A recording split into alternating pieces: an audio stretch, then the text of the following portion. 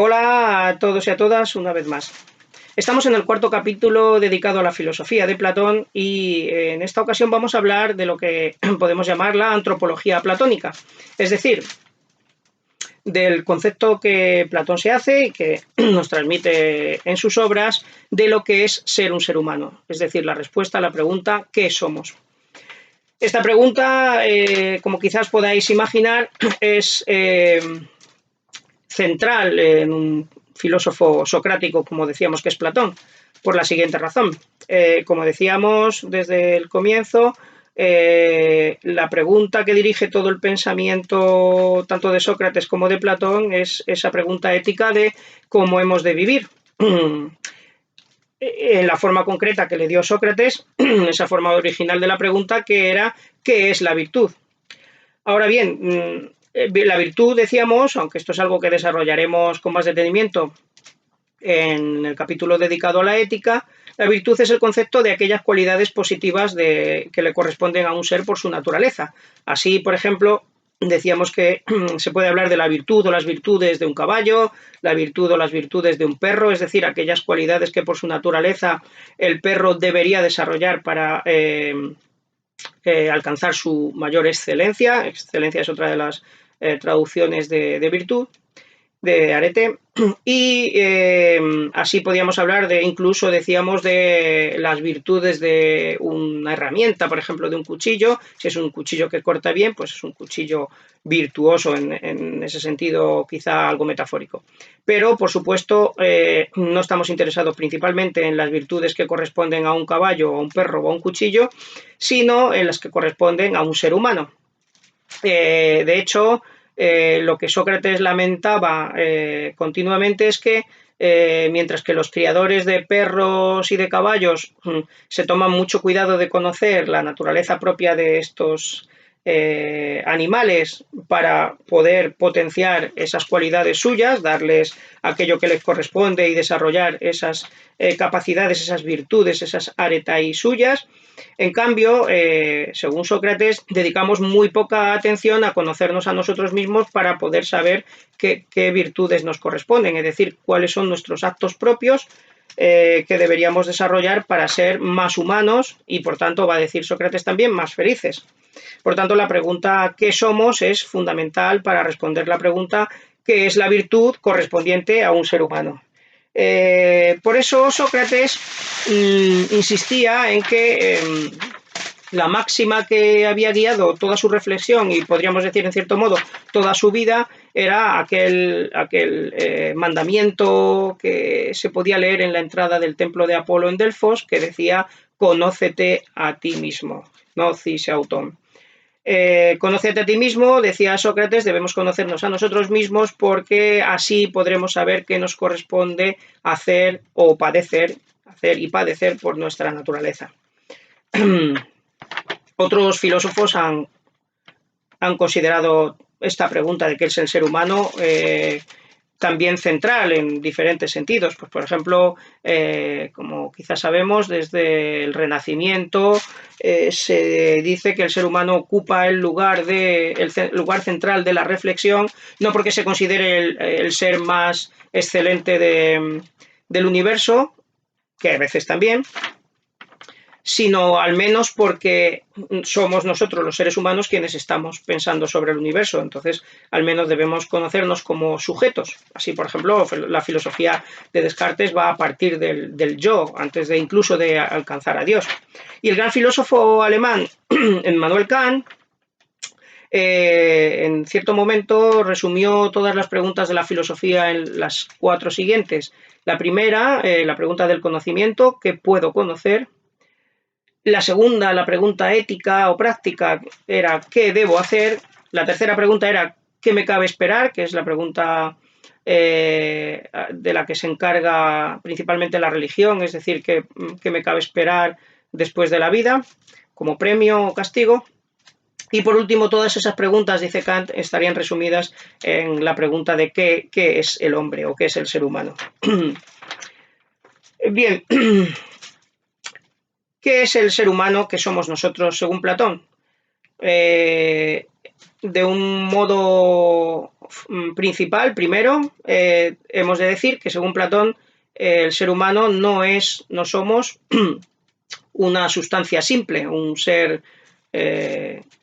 simple, sino que en realidad constamos como de dos naturalezas, que son el alma y el cuerpo, en griego psique y soma.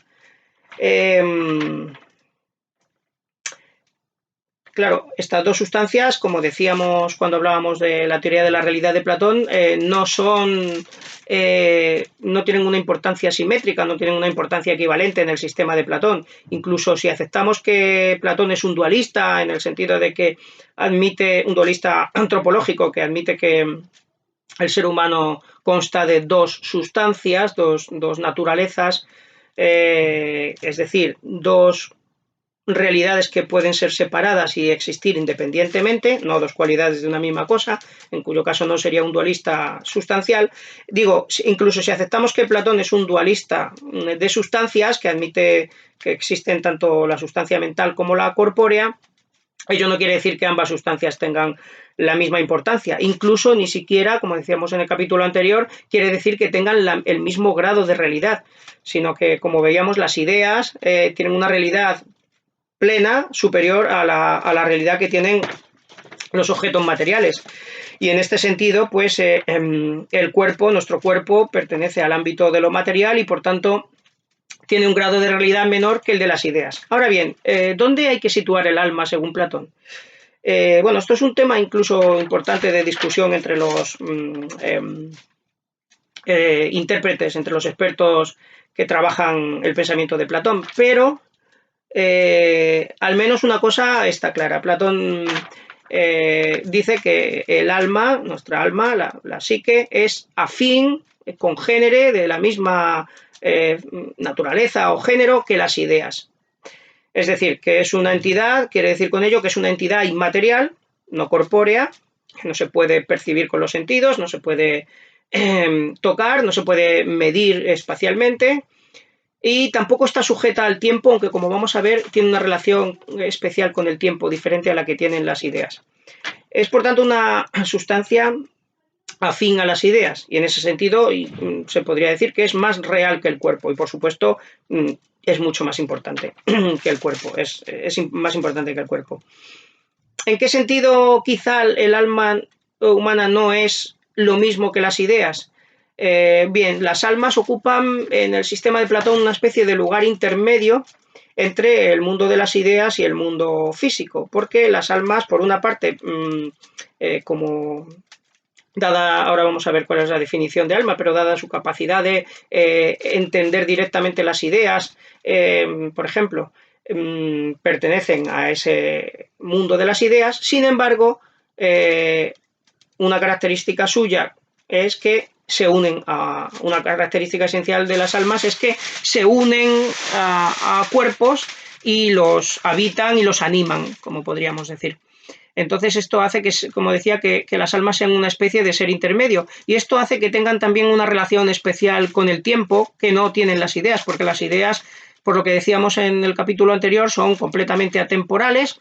Es cierto que se manifiestan en objetos físicos, pero estas manifestaciones a ellas no les tocan lo más mínimo. Estas manifestaciones de las ideas son puros reflejos, puras imágenes de esas ideas, mientras que el alma sí que está realmente unida al cuerpo. No solo el alma humana, por cierto. En el sistema de Platón se contempla diferentes tipos de alma, incluidas las almas de los dioses que habitan el cosmos, es decir, de una especie de almas superiores a la humana, por supuesto, que están unidas también a cuerpos. Por tanto, las almas, por una parte, son afines a las ideas y no tienen ninguna naturaleza corporal, pero por otra parte están unidas al cuerpo, y esto las hace tener, como decía, una relación también especial con el tiempo, porque aunque, como vamos a ver, según Platón, las almas son inmortales, es decir, no mueren,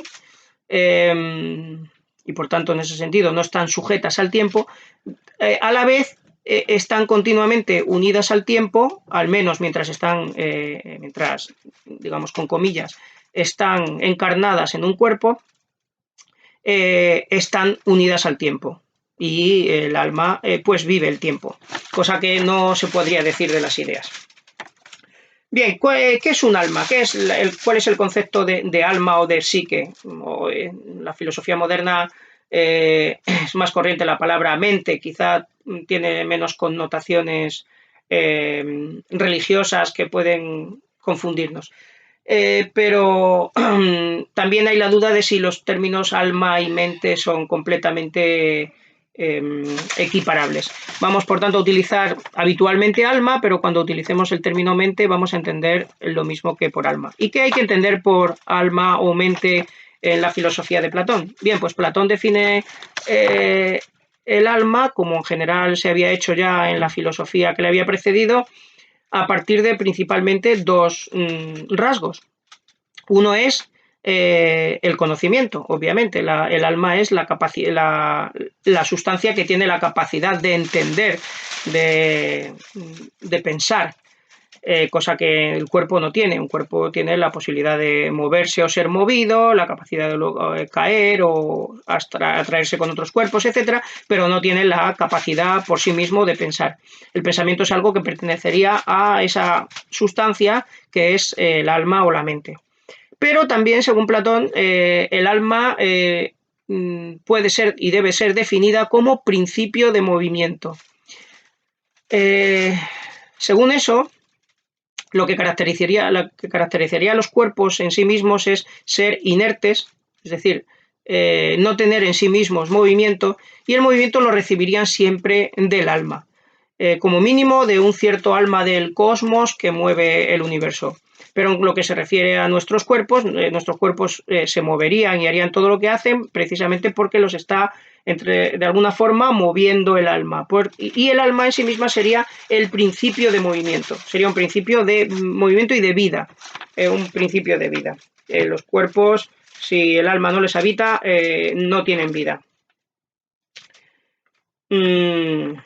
Por tanto,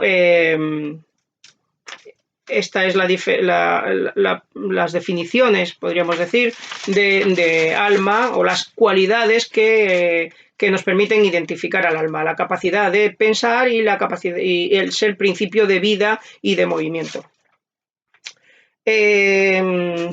Mientras que los cuerpos serían todo lo contrario, no tendrían en sí mismos ni principio de vida, sino que serían inertes, tampoco serían muertos, por cierto, aquí hay que hacer una precisión a lo mejor un poco sutil, pero es importante. El cuerpo no tiene vida y por tanto tampoco tiene muerte. Lo que nace o muere, el nacimiento y la muerte, según Platón, son la unión o la separación de la psique y el soma, de la mente y el cuerpo.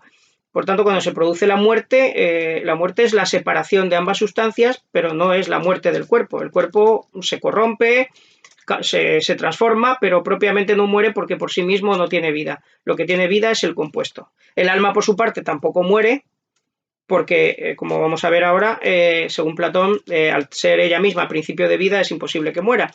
Entonces, cuando decimos que muere, lo que queremos decir es que se ha separado el alma del cuerpo.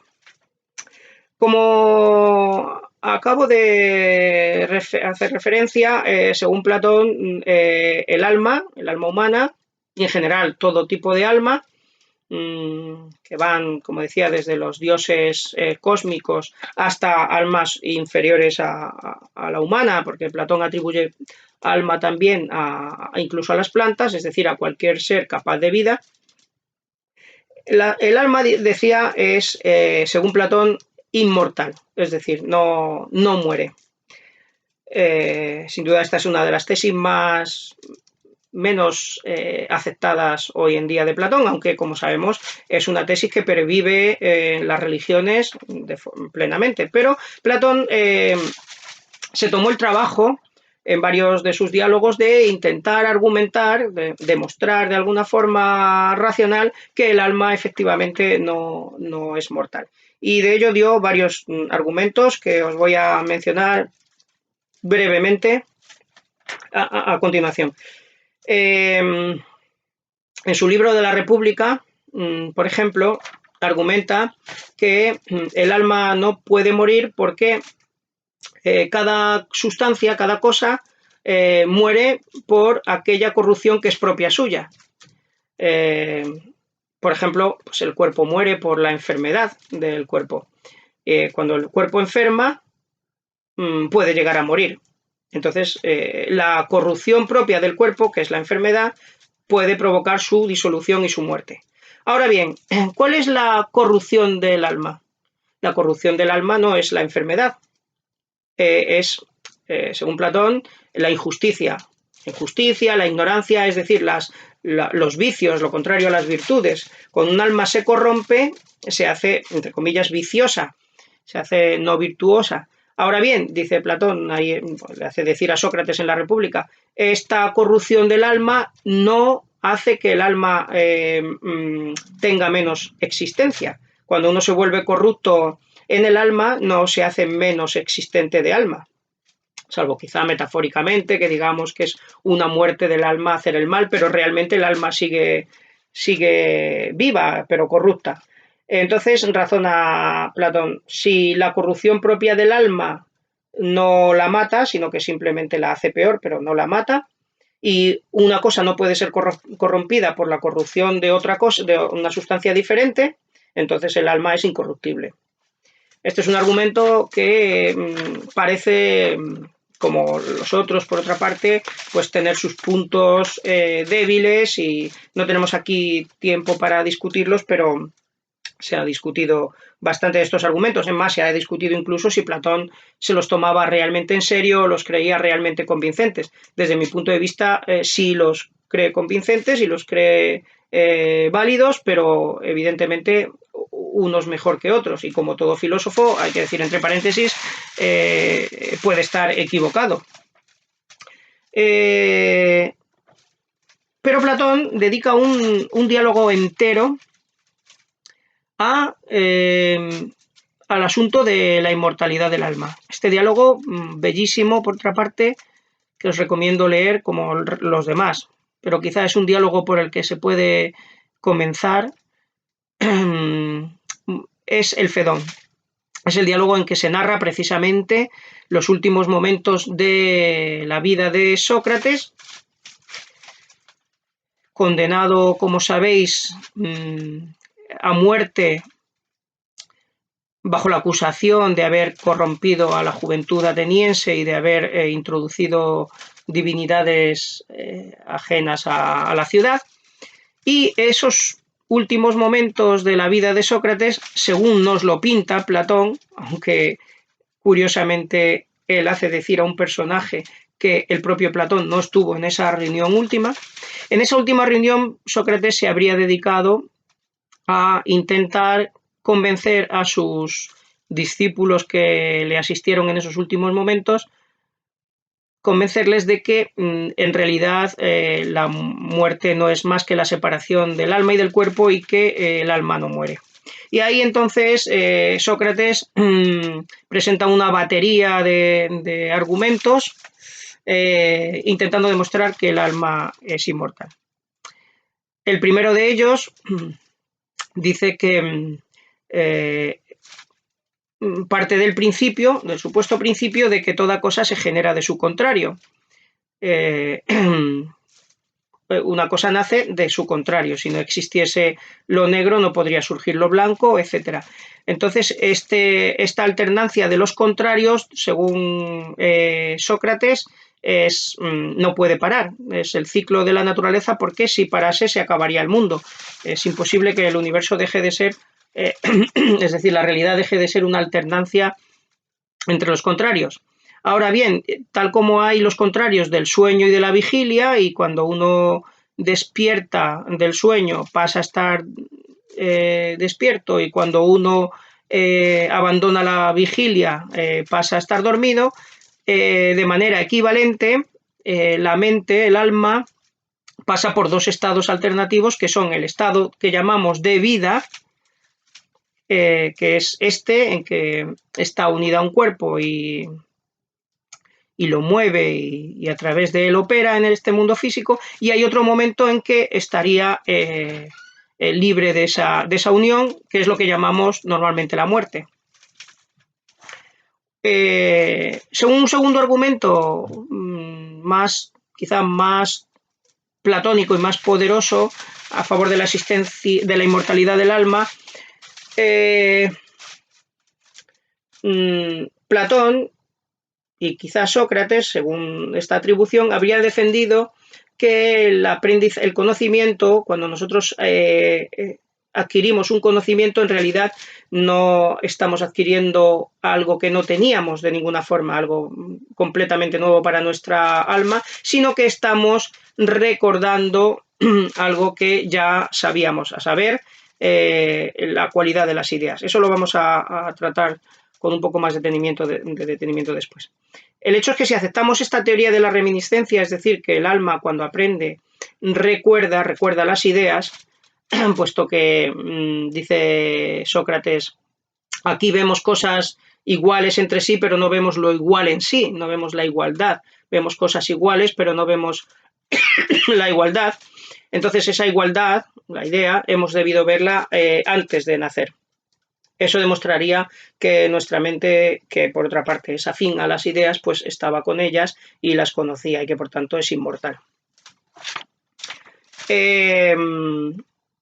Un tercer argumento que aparece ahí en el Fedón se basa precisamente en esa cualidad de afinidad del alma con las ideas. Todo lo que atribuimos de virtudes al alma es ajeno al cuerpo y sin embargo es similar a las ideas, la simplicidad, la capacidad de conocimiento, etc. Y por tanto eso quiere decir que el alma tiene que ser afín a lo inmortal y por tanto tiene que ser inmortal como las propias ideas, aunque como decíamos más arriba, con una inmortalidad diferente. Más bien las ideas no son inmortales, son simplemente atemporales. Y el último argumento que presenta Sócrates, o Platón a través de Sócrates en el Fedón, el último y considerado más contundente, o al que Platón daría más validez y que es, por decirlo así, la base del resto de argumentos de la existencia, de la inmortalidad del alma, es el siguiente.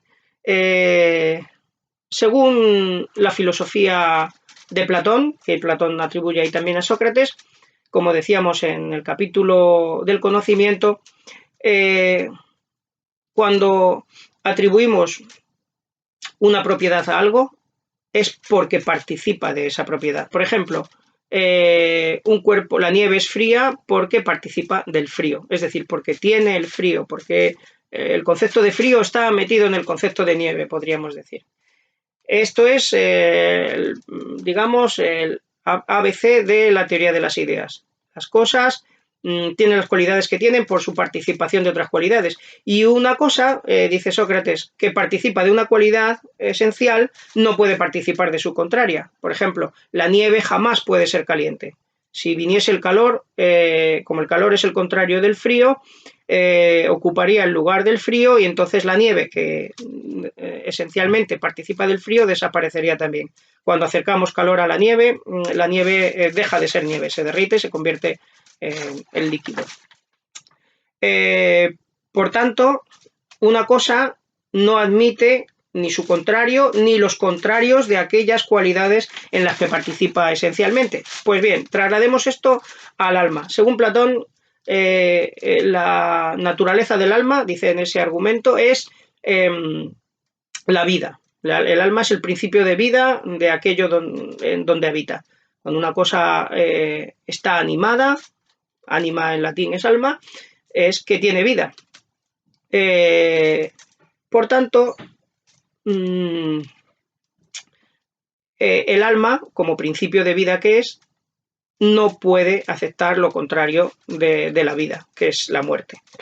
De modo que cuando decimos que, repito, cuando decimos que un ser humano muere, en realidad estamos diciendo que muere, se disuelve el compuesto, se separa el compuesto del alma y el cuerpo, pero el alma, igual que cuando se disuelve la nieve, no perece el frío, sino que perece digamos, la encarnación del frío en un trozo de materia. Igualmente, en la muerte no perece el alma, sino que perece el compuesto. Aún en un diálogo, en otro diálogo, el Fedro, Platón insiste en este argumento de que el alma tiene que ser inmortal porque es el principio de vida y lo que da vida a las cosas no puede aceptar la muerte por principio. Bien, ¿qué pueden significar estos argumentos? ¿Hasta qué punto Platón creía que son argumentos válidos? Ya decíamos que hay lectores de Platón que piensan que ni él mismo les concedía gran valor. Quizá esto lo piensan porque vivimos en una época en que estos argumentos, vamos a decirlo así, nos suenan casi a chino, salvo que pertenezcamos a alguna creencia religiosa. Hoy estamos bajo el pensamiento dominante del materialismo, fundamentalmente el materialismo, y también de la idea de la muerte de Dios, como lo llamó Nietzsche, es decir, de la muerte de todos aquellos conceptos supramateriales, y por tanto estos argumentos, independientemente de que sean ingeniosos o no, no estamos receptivos para ellos. De todas formas, si queremos intentar entender hasta qué punto pueden tener validez, deberíamos tener en cuenta una precisión muy importante. Platón es consciente de que cuando está hablando del alma o de la mente, no se puede hablar de ello como se puede hablar de los objetos que tenemos ante la vista.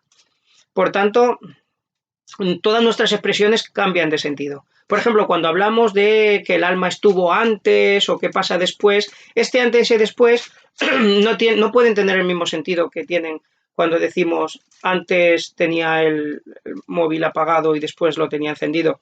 No pueden tener el mismo sentido porque al no ser un objeto físico ubicado en el tiempo, o sea, en el espacio y el tiempo, estos conceptos espaciotemporales le afectan de forma diferente. Por tanto, cuando hablamos del alma, por decirlo así, hablamos de alguna forma analógica o metafórica. Y Platón es muy consciente de esto. En muchas ocasiones él mismo habla del alma en forma de símil. Por ejemplo, en el Fedro dice, decir que es el alma no podríamos decirlo, pero sí podemos proporcionar una imagen de ella. Otras veces, sin embargo, parece hablar más literalmente del alma, pero en cualquier caso deberíamos tener conciencia de que se trata de un lenguaje analógico. Por ejemplo, cuando hablamos de la reminiscencia, igualmente no puede compararse con un recuerdo normal y corriente como los que tenemos dentro de la vida material. Yo me acuerdo que esta mañana salí a pasear, sino tenemos que entender el concepto de recuerdo de una forma traslaticia, trascendental. También podríamos utilizar alguna analogía para intentar comprender qué quiere decir Platón con esta relación entre el alma y el cuerpo. A veces propongo una analogía que no es del todo correcta, pero puede ayudarnos. Pensemos, por ejemplo, en la relación que hay entre una pieza musical y el CD o el soporte físico en el que yo la tengo grabada, guardada.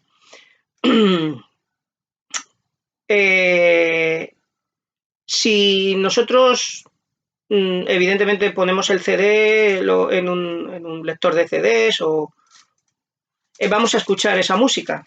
Entonces la vamos a ver como encarnada, podríamos decir, está materializada, la vamos a percibir por los sentidos y está implementada en un cuerpo material, que es ese trozo de plástico del CD. Ahora supongamos que destruimos el CD. ¿Esta destrucción del CD implica la destrucción de la pieza musical? En cierto modo, obviamente no. Esa pieza musical es una entidad abstracta que podemos volver a cantar, podemos volver a grabar, etc. Por tanto, la destrucción del CD no implica la destrucción de la música, implica, por decirlo así, la separación de la música y de su materialización en el plástico del CD.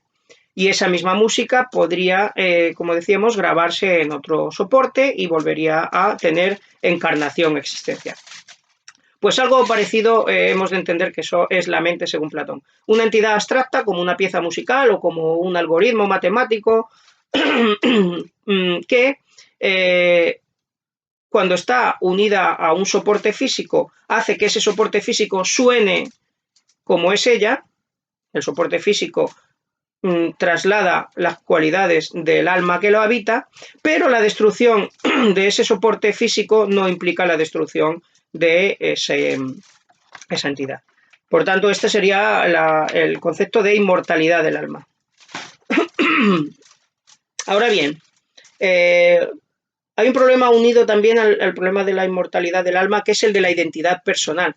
Nosotros, cuando pensamos en la inmortalidad del alma, generalmente imaginamos que cada uno de nosotros, con nuestros recuerdos y nuestros pensamientos, vamos a tener una especie de existencia no física hasta que, a lo mejor, si aceptamos la teoría de la reencarnación, pues ocupemos otro cuerpo. Platón, en los lugares donde habla míticamente, siempre de forma literaria, de este asunto, insiste en que el alma, cuando se separa del cuerpo, olvida todos los eventos concretos físicos que haya experimentado. Es decir, no guarda recuerdo de las cosas físicas concretas, y cuando va a nacer olvida también de todo lo que ha experimentado en esa especie de limbo en el que ella está, es juzgada, etcétera, antes de su siguiente existencia física. Lo que quiere decir que, bueno, lo único que conserva el alma en esos pasos es precisamente lo que le constituye, que son sus pensamientos y lo que haya aprendido racionalmente a lo largo de esa vida, pero no recuerdos concretos. Desde ese punto de vista, muchos de nosotros pensaríamos seguramente que ese tipo de inmortalidad que nos propone Platón, pues no es satisfactoria comparado con lo que nosotros desearíamos, que es lo que desearíamos, por ejemplo, es volver a reencontrarnos con las personas a las que amamos, no olvidar las experiencias concretas que hemos tenido, pero según Platón todo eso pertenece a la parte en que el alma ha entrado en contacto con el cuerpo, y de la misma manera en que uno, cuando se quita el vestido que lleva, pues no sigue teniendo los colores que tenía su camisa o su pantalón. Igualmente, nuestra alma, cuando se separa del cuerpo, deja de tener todos aquellos atributos que tenía o por los que era contagiada por el cuerpo. Como veis, Platón tiene una visión, podríamos decir, bastante negativa del cuerpo, y esto es una cosa que se le ha reprochado por parte de sus adversarios frecuentemente. El cuerpo llega a describirlo en alguna ocasión como una especie de cárcel o de sepulcro en el que el alma estaría encerrada, y quién sabe, como decía el poeta Eurípides, si más bien no estamos ahora muertos y estaremos vivos cuando nos libremos de esta tumba. Esta es la visión que aparece en algunos de los diálogos de Platón, efectivamente. En otros, sin embargo, su actitud ante el cuerpo no es tan negativa. No podemos decir que en ningún diálogo para Platón el cuerpo sea algo deseable. El alma es más libre cuando no está unida a él, o cuando, estando unida a él, al menos no depende de los requerimientos del cuerpo, es decir, no se deja atar por los deseos de lo corporal. Pero, con todo, en algunos textos suyos tiene una concepción un poco más optimista respecto del cuerpo. Al fin y al cabo, el cuerpo es el reflejo más perfecto posible en el mundo físico de lo que es nuestra mente. Por tanto, nuestros cuerpos y las acciones que hacemos con nuestros cuerpos son los signos de lo que nosotros realmente somos. En ese sentido, no debemos querer abandonar el cuerpo lo antes posible, aunque no debemos temerlo. En el Fedón, Sócrates dice que, en cierto modo, filosofar es aprender a morir. Pero claro, porque aprender a morir es aprender que realmente la muerte no es el final, como dice la canción militar. Hasta aquí lo que es el alma. Del cuerpo no vale la pena hablar mucho, tampoco Platón lo hace, salvo en el diálogo Timeo, donde detalla cuáles serían nuestros órganos, etcétera, pero eso tiene una importancia filosófica menor. Vamos a pasar ahora al siguiente punto importante, que es qué estructura tiene el alma y, por tanto, paralelamente el cuerpo. Ya sabemos lo que es el alma, sabemos también que es inmaterial, inmortal, pero el alma no es algo simple, dice Platón, sino que es algo, el alma humana es compuesta, y no solo el alma humana, también el alma de los dioses es compuesta, y básicamente tiene la misma estructura que la nuestra. ¿Cuál es esa estructura? Muy en general, la estructura se divide en dos grandes partes, lo racional y lo desiderativo, lo sensible, lo emocional, etc. En este saco de lo inferior mete Platón todas aquellas tendencias o fuerzas anímicas que no son la pura racionalidad. Pero inmediatamente Platón advierte que no basta para describir la conducta humana con esos dos principios, el principio de la razón, el logisticón, dice él, lo racional, y el principio de los deseos, to epicimeticón. No basta con esas dos partes, decíamos, porque cuando dos partes están en conflicto, y una de ellas es vencida, eso se debe a una facultad diferente. Por ejemplo, si nosotros tenemos sed, es el ejemplo que pone Platón, y sin embargo nos abstenemos de beber, nos forzamos a no beber, entonces hay también una fuerza ahí que no es la pura razón, hay una tercera fuerza. La pura razón es la que nos dice que ahora no es conveniente beber en este momento. Los deseos nos dicen que debemos beber, que queremos beber. Pero hay una tercera fuerza que, escuchando a la razón, sofoca el deseo de beber, por poner un ejemplo, y nos abstenemos de beber. Esa otra fuerza es una pulsión, una fuerza anímica que Platón llama cimos, que podemos traducir por entre comillas, la fuerza de voluntad, el coraje, el impulso, el ímpetu, con el cual el alma es la virtud que vamos a encontrar que es propia de los guerreros y es la virtud con la que el alma se sujeta a sí misma y se modera. Por lo tanto, como mínimo, el alma tiene tres partes diferentes. Lo racional, arriba del todo, lo emocional o desiderativo abajo, y una parte intermedia que sería lo cimótico, la fuerza de voluntad, como hemos dicho. No obstante, entre estas tres partes también hay evidentemente una asimetría. Por una parte, lo racional, por supuesto, es lo fundamental, pero además las otras dos fuerzas son más afines entre sí, pertenecen al mismo ámbito. De hecho, las dos son emociones. Lo que pasa es que una de ellas es una forma de impulso o de emoción que atiende a la razón, mientras que otra sería un deseo que es contrario a la razón o que no escucha la razón. Y esta diferencia la expresa Platón de varias formas. Por ejemplo, esta estructura tripartita la expresa Platón en el Fedro mediante un famoso símil, que es el del carro alado, según el cual los seres humanos, el alma de un ser humano, es una especie de fuerza, dice él, que lleva unida a dos caballos y un cochero, una auriga que va conduciendo a estos dos caballos.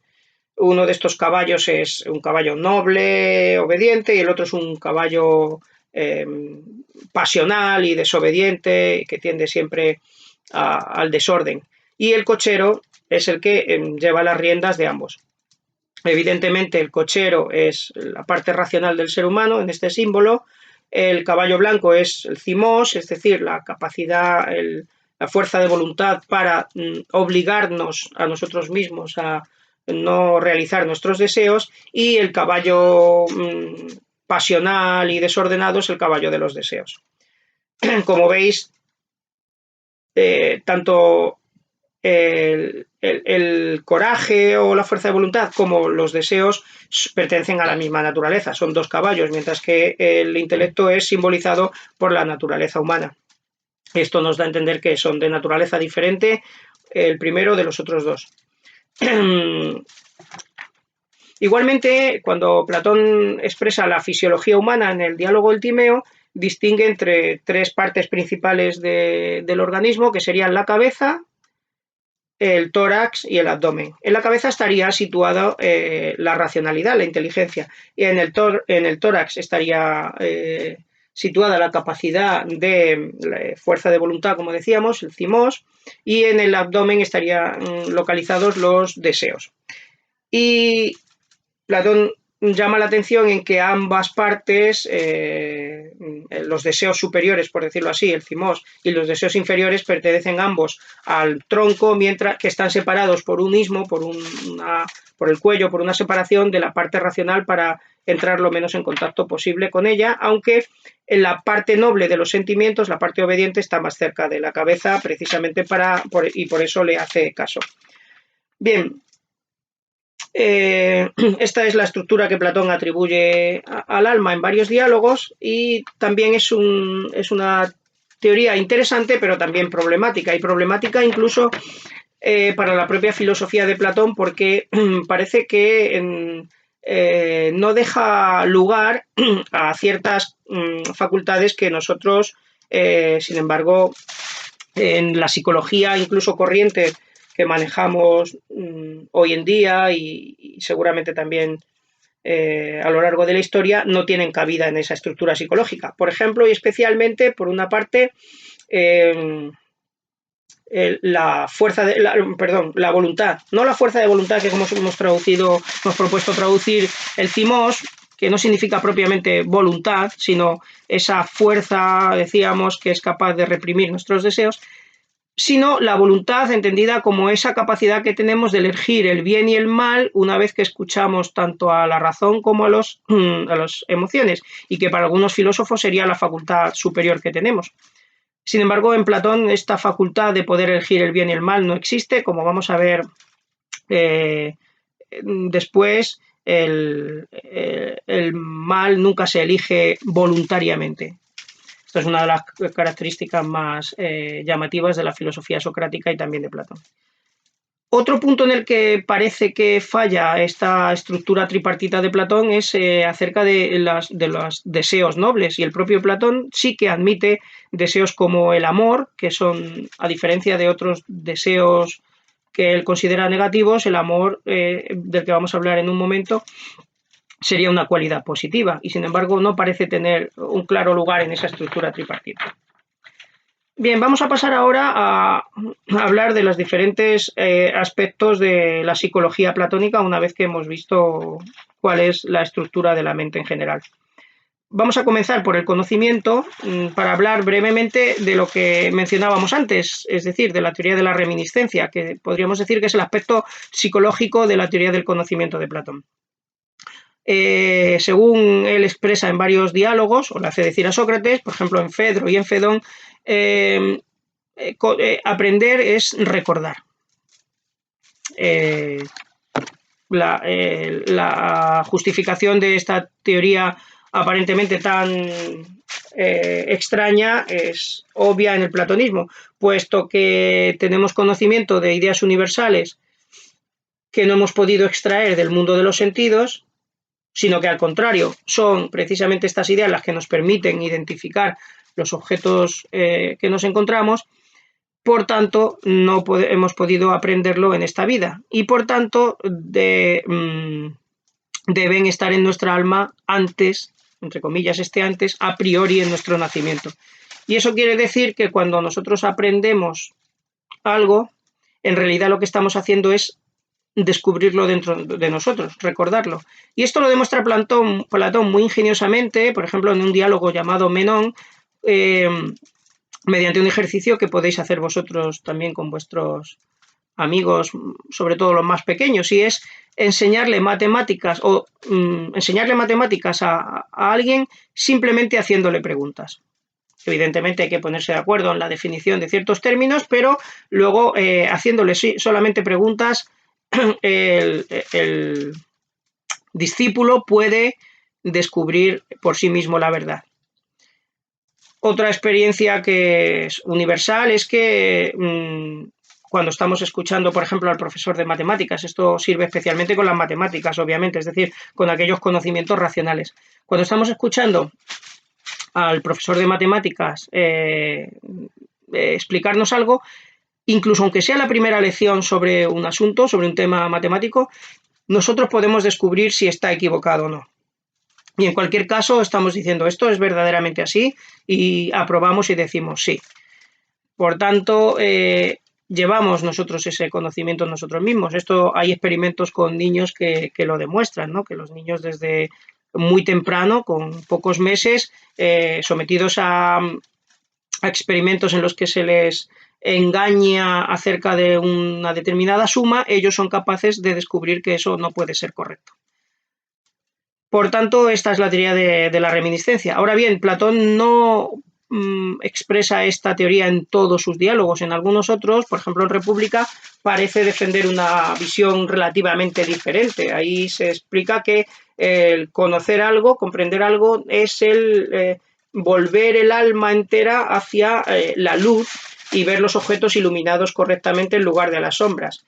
Son diferentes expresiones, no podemos tampoco extendernos excesivamente. El tópico atribuye a Platón principalmente la teoría de la reminiscencia, de aprender a recordar, y si Platón no lo compartió toda su vida es un problema más sutil en el que no vamos a entrar ahora.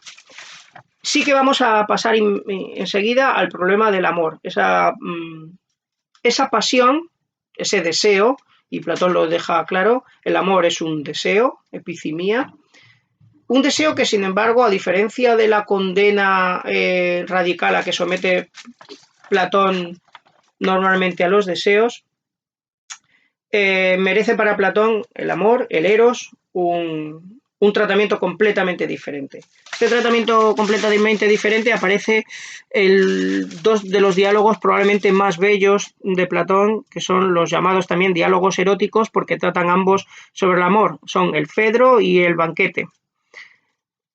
Y por cierto, en los dos, en cada uno de ellos se lleva a cabo una operación diferente acerca del amor. En uno de ellos se trata de demostrar que el amor es algo mucho más importante, más alto que lo que algunos querrían creer. Y sin embargo, en el otro diálogo, en el Banquete, se tiene que llevar a cabo el proceso contrario de rebajar un poco la estima en que se tiene el amor, porque tampoco es un dios, como va a decir Sócrates ahí, sino que es una especie de demon o ser intermedio.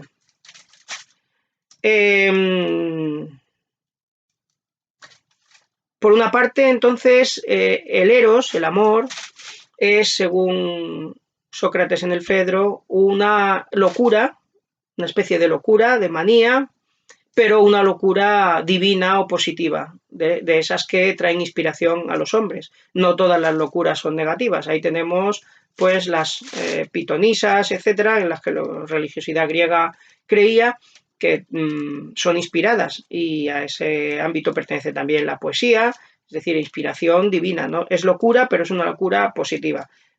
Pues entre esas locuras positivas está el amor, que es aquella locura que nos entra, aquella pasión, aquel deseo que nos entra cuando encontramos cosas bellas en este mundo y nos recuerdan, reminiscencia, nos recuerdan la belleza de las ideas.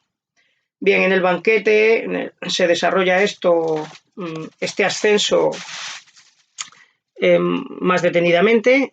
En primer lugar, en ese diálogo Sócrates narra un mito en que se cuenta el nacimiento del amor, según se lo habría contado al propio Sócrates una sacerdotisa llamada Diótima.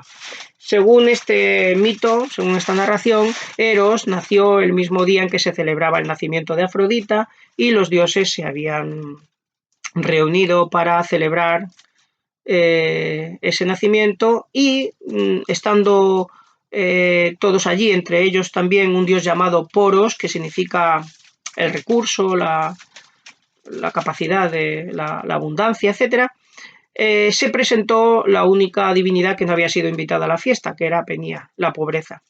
Entonces la pobreza, cuando la carencia, la falta, cuando vio que Poros, embriagado por el néctar que había tomado, se había quedado dormido allí en un jardín, en el jardín del palacio donde se estaban celebrando aquella fiesta, entró en ese jardín sin ser vista y tuvo relación sexual con Poros, con la abundancia, y de ahí concibió a su hijo Eros.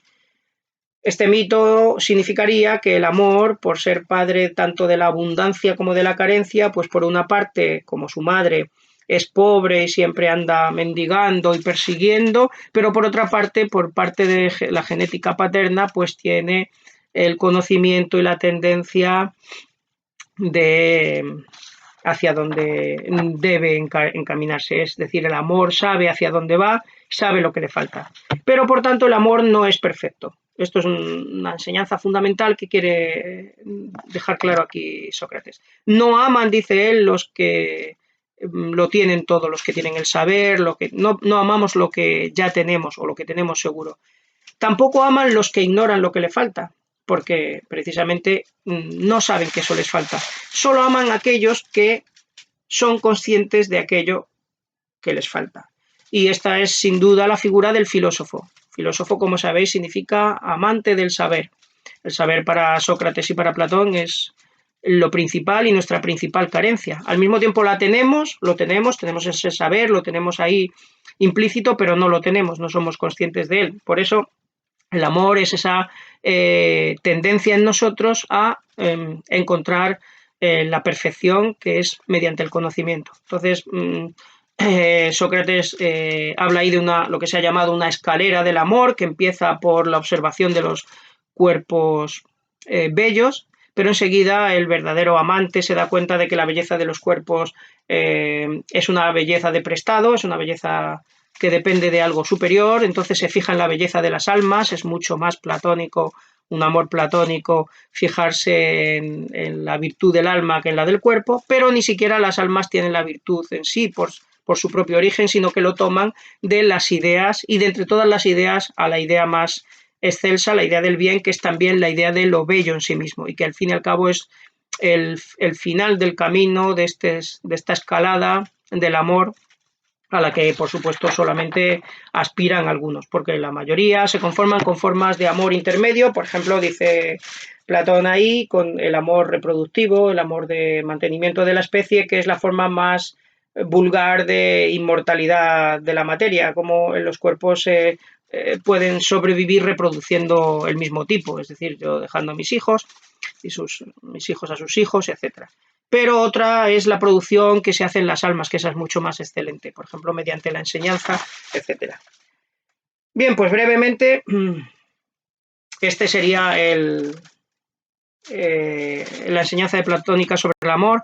Me gustaría, no voy a desarrollarlo, pero me gustaría dejar apuntado el siguiente problema que os invito a reflexionar, y es por qué Platón hace como maestra del amor de Sócrates a una mujer, la sacerdotisa Diótima. ¿Por qué Platón utiliza la figura de una mujer como la maestra del amor? En un contexto, por otra parte, completamente androcéntrico, patriarcal, porque tanto el mito que se narra del nacimiento de Eros, donde la carencia es la mujer y la abundancia es el recurso es el hombre, como en el propio banquete en que eso se está narrando, que es un banquete típico griego donde se encontraban solo varones, las mujeres estaban en el mejor de los casos para tocar la flauta o para otros servicios, pero era un banquete entre hombres. ¿Por qué en ese contexto tan androcéntrico, decía Platón, sin embargo, pone a una mujer como la maestra en el amor? Y lo último que nos queda por discutir para hablar de la psicología platónica es el papel que juega el conocimiento relacionado con las emociones, con los sentimientos. Y aquí la teoría de Platón, siguiendo a Sócrates, es lo que se conoce como intelectualismo. Según Sócrates, todos deseamos el bien, puesto que el mal es perjudicial y nadie quiere salir perjudicado, nadie quiere ser malo, nadie quiere que su vida sea peor. Por tanto, todos queremos hacer el bien. Por tanto, si hacemos el mal, no es porque nosotros deseemos el mal, o porque, más bien porque queramos el mal, desearlo puede que lo deseemos, pero nuestro intelecto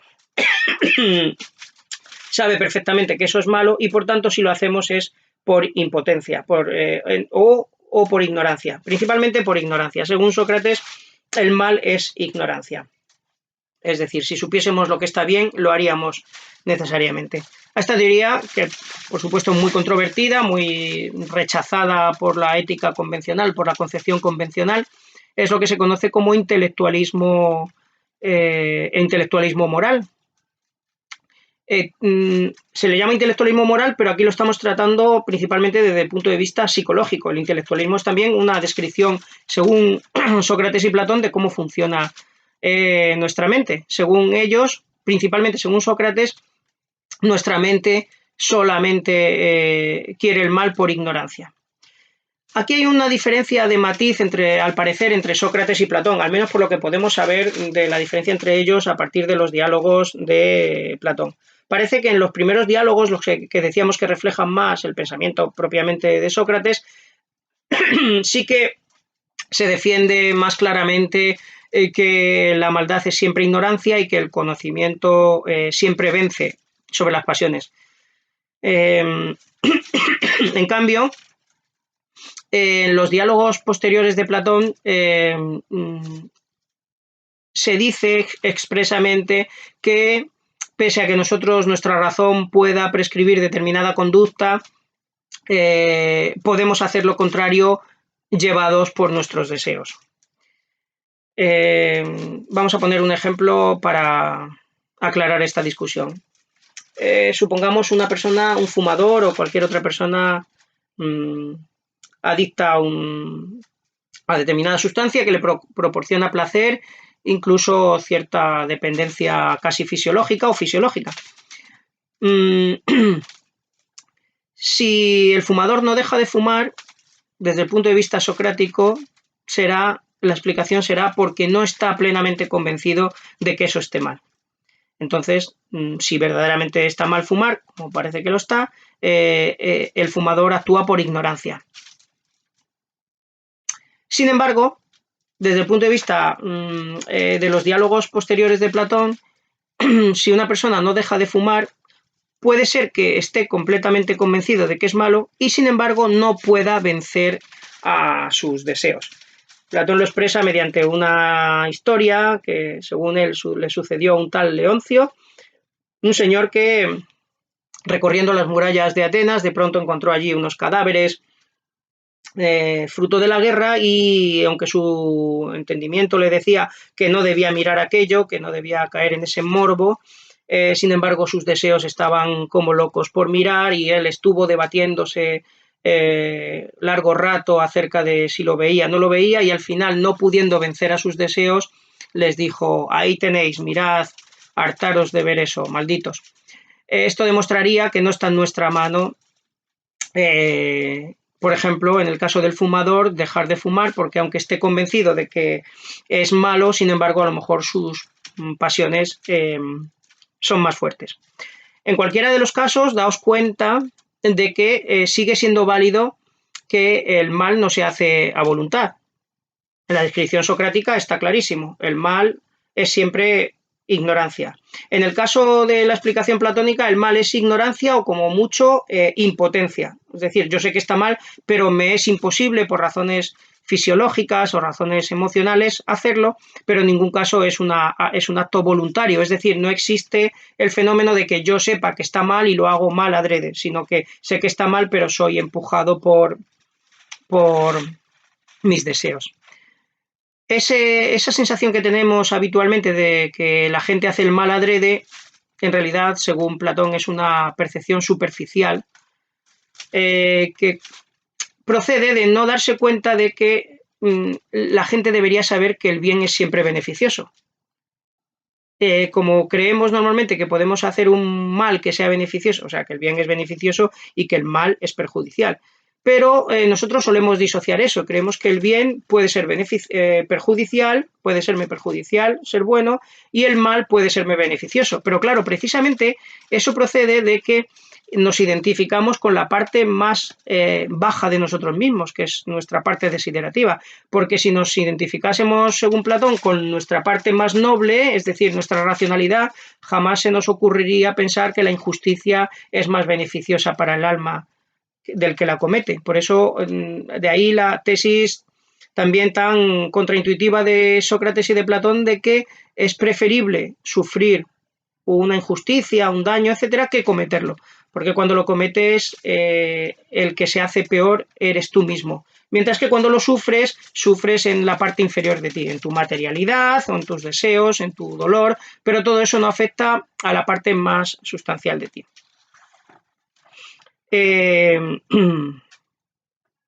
Bien, pues como podéis imaginar, a esta teoría del intelectualismo moral, incluso su versión psicológica, pues se le han hecho objeciones muy diferentes por parte de los demás filósofos.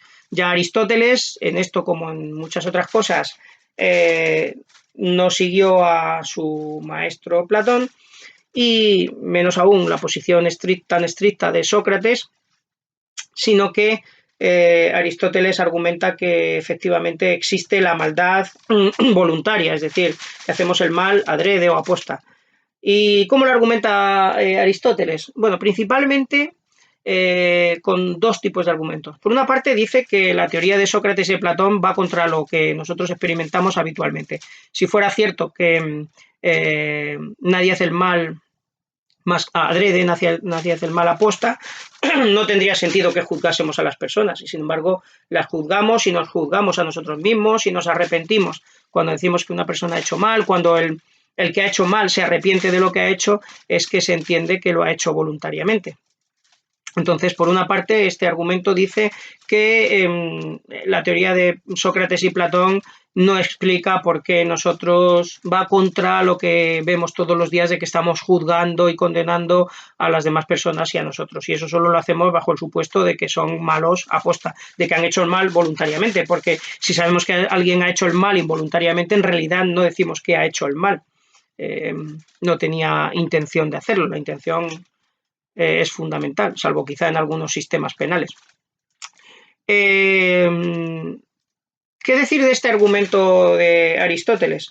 Bien, creo que la réplica que podría dársele desde la filosofía de Platón es que no podemos fiarnos de nuestras percepciones morales convencionales. Precisamente la ética socrática y platónica es una ética no convencional, va más allá de nuestra manera habitual de juzgar los hechos morales. Por tanto, igual que en otras áreas de la filosofía, no podemos seguir la opinión de la mayoría, sino que probablemente la filosofía diga cosas que van contra el sentido común. También en la ética es posible que el sentido común se engañe y que estemos juzgando a las personas porque desconocemos la verdadera explicación de los hechos morales. En general, para Platón, el argumento de que la mayoría de la gente se comporta de determinada manera es un argumento completamente inútil, puesto que Platón no cree que la sabiduría resida en la conducta de la mayoría. Y tampoco Aristóteles cree en otros momentos esto. Lo que pasa es que en la ética él cree que es un terreno mucho más sujeto a imprecisiones, y aquí parece que la opinión mayoritaria pues, puede tener más valor, pero desde luego para Platón y Sócrates precisamente ellos están luchando contra una concepción convencional. Por tanto, decir que su teoría va contra lo que la gente opina mayoritariamente no es ningún argumento. Un argumento algo más de peso que intenta Aristóteles es explicar precisamente cómo, según él, podemos hacer el mal aposta.